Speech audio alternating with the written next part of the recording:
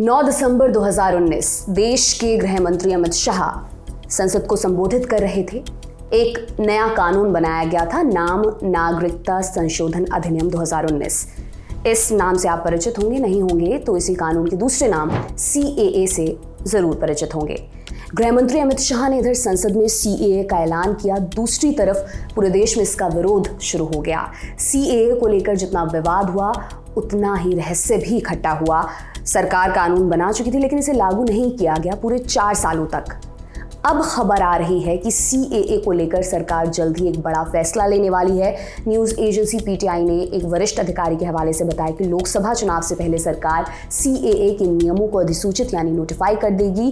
CAA के नियम तैयार हैं और ऑनलाइन पोर्टल भी तैयार है। पूरी प्रक्रिया ऑनलाइन होगी। नागरिकता के लिए आवेदन करने वाले लोगों को वो साल बताना होगा जब वो ज़रूरी दस्तावेजों के बिना भारत आ गए थे। इस प्रक्रिया में आवेदकों से कोई दस्तावेज नहीं मांगा जाएगा। अधिसूचना नोटिफिकेशन जैसे बड़े शब्दों से तक कुछ बेसिक सवालों पर अब नजर डालते हैं। जैसे CAA कानून अगर 2019 में पास हो गया था तो सरकार ने इतनी देर क्यों लगाई? CAA के बारे में काफ़ी बहस हो चुकी है, फिर ये नए नियम क्या कहते हैं? आसान भाषा में आपको समझाते हैं CAA का पूरा तिया पांचा। नमस्कार, मेरा नाम दिव्यांशी सुमराव है। आप देखना शुरू कर चुके हैं हमारा खास प्रोग्राम आसान भाषा में।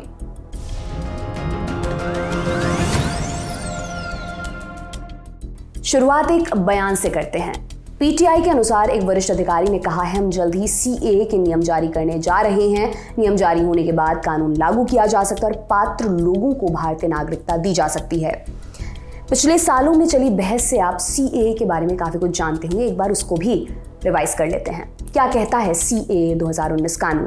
इस कानून के तहत सरकार बांग्लादेश, पाकिस्तान और अफगानिस्तान से आए प्रताड़ित गैर मुस्लिम प्रवासियों जैसे हिंदू, सिख, जैन, बौद्ध, पारसी और ईसाई, इनको भारतीय नागरिकता प्रदान करेगी। इन तीनों देशों में ये समुदाय अल्पसंख्यक हैं। हालांकि ये फायदा केवल उन्हीं प्रवासियों को मिलेगा जो 31 दिसंबर 2014 तक भारत आ चुके हैं। लमसम कहें तो इस कानून के तहत वे लोग जो फिलहाल भारत में अवैध प्रवासी हैं वे भारत के नागरिक बनने के पात्र हो जाएंगे। हालांकि सिर्फ वही जो हिंदू, सिख, जैन, बौद्ध, पारसी और ईसाई हैं और बांग्लादेश, पाकिस्तान और अफगानिस्तान से भारत आए हैं। ये CAA का मेन पहलू है। हालांकि इसके कुछ और पक्ष भी हैं। मसलन इस कानून के पास होने के बाद बिल में शामिल 6 समुदायों पर अवैध प्रवास को लेकर कोई कानूनी कार्रवाई नहीं होगी। अवैध प्रवास के लिए भारत में विदेशी अधिनियम 1946 और पासपोर्ट अधिनियम 1920 के तहत सजा हो सकती है। CAA के लिए योग्य लोगों को अब इन कानूनों में आपराधिक मामले से छूट मिल जाएगी।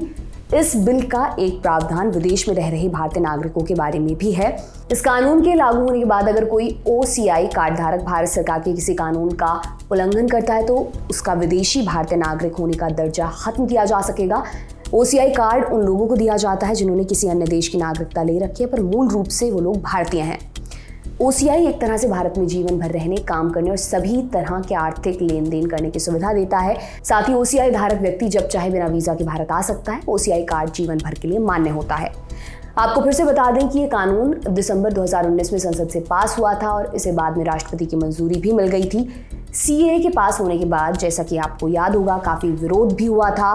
CAA का विरोध करने वालों का कहना था ये कानून धर्मों के बीच भेदभाव करता है क्योंकि इसमें जिन्हें नागरिकता देने का प्रावधान है उसमें मुसलमानों को शामिल नहीं किया गया है।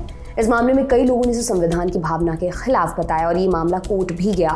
CAA के साथ एक कीवर्ड और भी चला था, NRC। फिलहाल NRC को लेकर कोई बड़ी खबर नहीं है लेकिन NRC को भी यहाँ पर थोड़ा सा समझ लेते हैं। NRC यानी नेशनल रजिस्टर ऑफ सिटीजन्स। आसान भाषा में कहें तो भारत के नागरिकों का लेखा जोखा, ताकि पक्का किया जा सके कौन नागरिक है कौन नहीं है। हालांकि पूरे देश में NRC के लिए अभी तक कोई मसौदा सामने नहीं आया और असम भारत का इकलौता राज्य है जहां NRC हुई है। CAA को लेकर भी सबसे ज्यादा विरोध असम में ही देखने को मिला था। असम में इस विरोध की खास वजह थी। दरअसल असम में बाहर से आकर बसने वाले प्रवासियों का एक लंबा इतिहास रहा है जिसके कारण लोगों में शिकायत है कि इससे असम की डेमोग्राफी पर असर पड़ा है। इसकी के चलते एक समय में असम में प्रवासियों के खिलाफ हमले और हिंसा की घटनाएं सामने आने लगी थी। इस मुद्दे को सुलझाने के लिए साल 1985 में एक समझौता हुआ। इस समझौते को नाम दिया गया असम अकॉर्ड। असम अकॉर्ड के तहत सिर्फ उन लोगों को नागरिकता देने की बात हुई थी जो 25 मार्च 1971 से पहले भारत आए थे।